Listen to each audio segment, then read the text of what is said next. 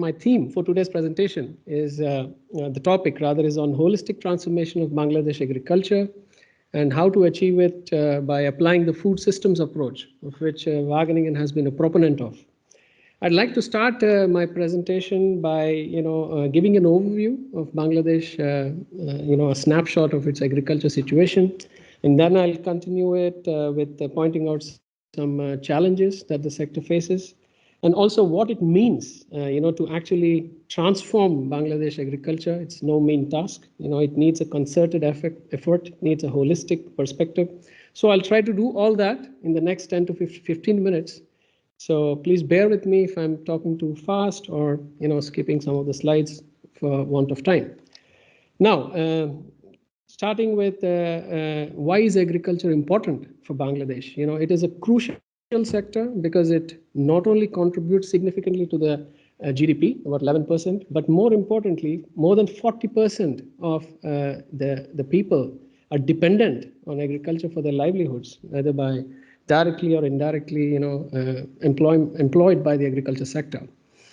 I think the Honorable Minister already pointed out, and also Ambassador Riaz mentioned, the small farmers. Bangladesh is almost entirely driven by small farmers who have less than 1 hectare holding. And some numbers, 16.5 million small farmers. And if you add another 4.5 million landless laborers who are also engaged in agriculture, it's tremendous, the numbers. And when you look at the agricultural landscape, it's totally dominated by cereal crops, mostly, rice especially.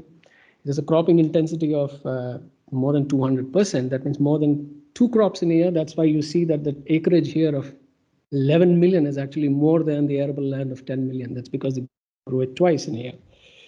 Well, the good news is, though there is kind of monoculture of rice, there is also in recent past a shift towards more commercial crops, like pulses, mung bean is a good example, oil seeds, sunflower, also vegetables like tomatoes and gourds. And it is happening also because of the realization that there's better return on investment, but also climate change is driving people to diversification.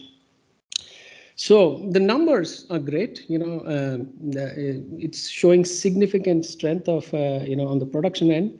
But as we look into the future, there are some challenges, that the sector faces. And let me start by pointing out the macro perspective.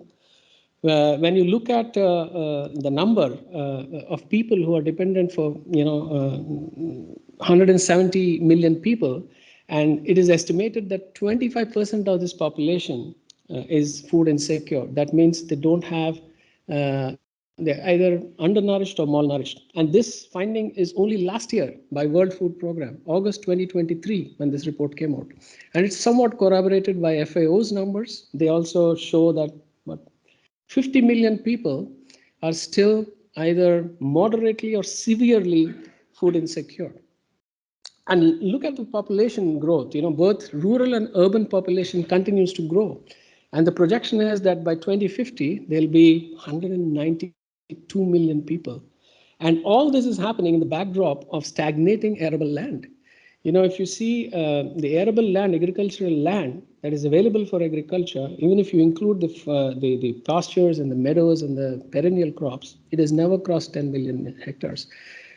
And I was told yesterday, we were at a very interesting dinner conversation in Ambassador Riaz's residence, and there it came up that industrialization is the new threat for agricultural land.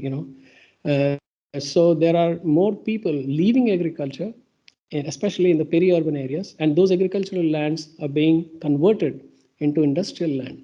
So the threat is looming, and it is really a scenario to really ponder over as to how Bangladesh will feed its population going forward with the limited land, which might even recede because of climate change and industrialization and urbanization.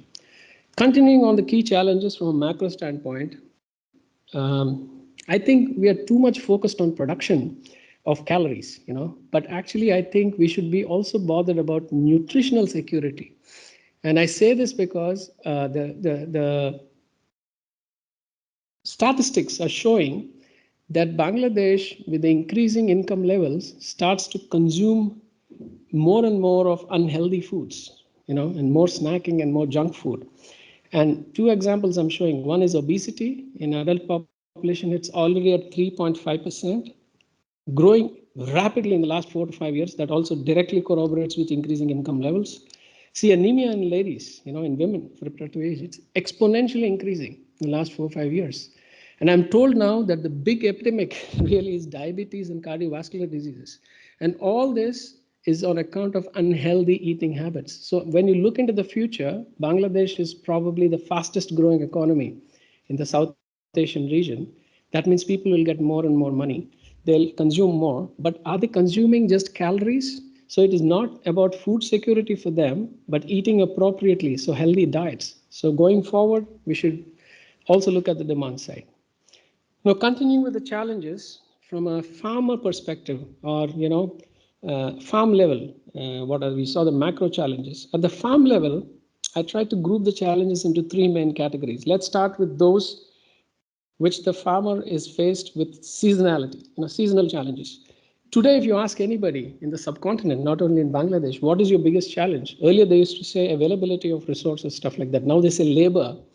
Labor is the biggest challenge, especially during harvesting or during the intercultural operations like sowings. It's impossible to get labor now. So mechanization is very important. Input availability. Last year there was a shortage of onion seeds. This year I'm told that we're looking at a scenario where there's not enough hybrid maize. So quality planting material availability is a huge challenge. Pests and diseases. I think Bangladesh being a tropical country, hot and humid, there's about 25% of the vegetables are lost because of pest incidents, and it's only increasing. The indiscriminate use of pesticides is not helping. It's actually bringing more resistance to pests and diseases.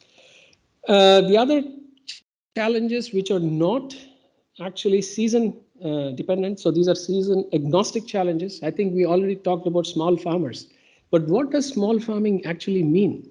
It means low marketable surplus, and then that means less returns, so less investment potential in high tech.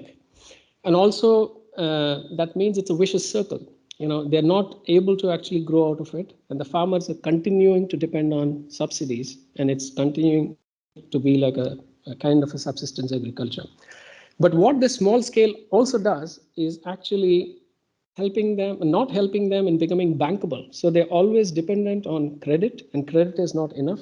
And also their bargaining power to get better offtake is reduced. As a result, you have too many commission agents and middlemen who are actually redundant players in the value chain who are taking advantage. So these are the challenges. I also want to point out here is that agrologistics is not in order. Cold chain is lacking. So that is also a challenge. But the real threat, when we look into the future and try to make Bangladesh actually a vibrant agriculture sector which can provide for food, the three macro challenges here, which have been tried to point out, is soil health. There's too much of application of fertilizers, too much of monocropping, and all this is creating a soil which can no longer sustain agriculture in the future if we don't do something. So regenerative agriculture and those things are very important. Climate change, we all have seen its manifestations, flooding, sometimes dry spells, but also salinity is a problem. And the silent killer is biodiversity loss. The future pandemics and the future epidemics of pests and diseases can all result because of biodiversity loss. So, while all these challenges are happening, I don't want to present a gloomy outlook to everyone. It is concerning, but the good news is Bangladesh agriculture has been growing steadily, and it continues to grow mainly because of the domestic demand. We talked about increasing income levels. That is directly responsible for increased consumption. Household incomes have more than doubled in the last decade. So Bangladesh consumers will increasingly ensure that the food consumption increases, not only quantity wise but quality wise. And the same is happening in international markets. There's increased demand not only for horticulture and organic products but also for high quality animal produce. But the most interesting thing is, while there are a lot of opportunities across the value chain, there are several need gaps. If you compare Bangladesh with countries like Japan, Netherlands, or South Korea, there are a lot of need gaps which are still not addressed. And ones like, for instance, if you look at technologies, in pre-harvest and post-harvest, storage infrastructure, processing. All this means investment and new capital formation in agriculture. And that, I'm sure, will also increase the growth outlook for the future. So if you really want to ensure that there is holistic growth of the sector with all these challenges, to be addressed, I think it is imperative that Bangladesh embraces what is called the food systems approach. Wageningen is a proponent of that. But for those of you who haven't been introduced to this concept, I thought it would be interesting to explain it using the metaphor of the Liebig's law of minimum, which states it can be easily understood by the example of these Liebig's barrels. If you can imagine that the agriculture sector is like a barrel, and if the growth potential of the sector is like the liquid or water it can hold, and if you see the steves or the planks of the barrel as the resources that you can allocate or the solution themes that you can bring to the agriculture sector, what is important to note is that unless all the resources are in tandem, you cannot just address or achieve growth by only addressing one or two components, because the limiting factor will be the scarcest of resource. So you have to have a proper assessment of all the challenges that have to be addressed in an integrated way. And this is what is actually the elaboration of this food systems approach. It is important in the perspective of Bangladesh because it is based on 4 principles. First is holistic integration. I just explained how everything is interrelated within the value chain, but also the interconnection with the environment and the socio-economic situation is very important. The food system approach ensures that is taken care of. And also the food systems approach is based on the principles of sustainability and resilience. That means input use efficiency, carbon footprint is important as we look into the future. And also we need a more resilient food production system, because we've seen how disruptors like the pandemic can actually change everything. So you have to develop a very sound and resilient agriculture sector. Equity and access is important. It's not just about how much food you produce, but is the food being distributed equitably also to the marginalized and the low income groups. The food system approach also takes care of that. Last but not the least is the adaptation and innovation, which is also very essential, which is development of new technology and how it's transferred for adoption. How are we on the time? Is it running? Yeah.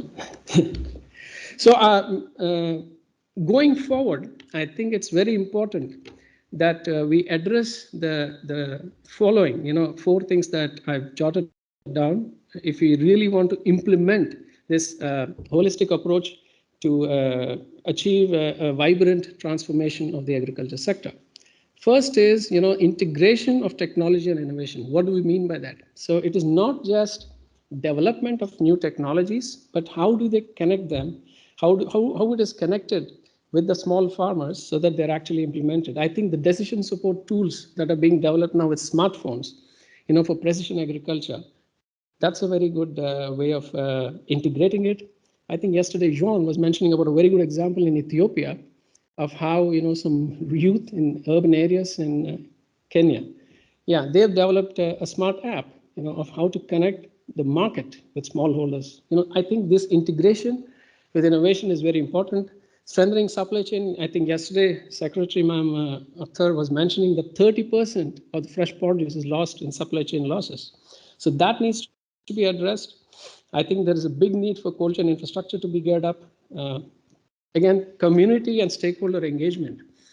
I think private sector, Ambassador Riaz, you mentioned the importance of private sector engagement. I think it comes naturally to the Dutch. We have what is called the Dutch diamond approach. So that can directly be learned, where you engage civil society members like NGOs, knowledge institutions, government, and also the business private sector.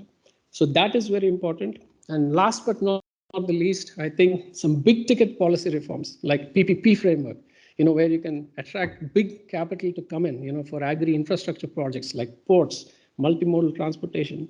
I think that is really going to be the future. So with that, I'd like to end by saying that Wageningen is committed to transformation of Bangladesh agriculture. I listed out a few projects, especially the pilot projects, in 3 areas: crop diversification, export competitiveness, and also dairy cattle breeding. So we are more than committed to deepen and widen our project portfolio in Bangladesh. And with that, I'd like to end my presentation. Thank you very much.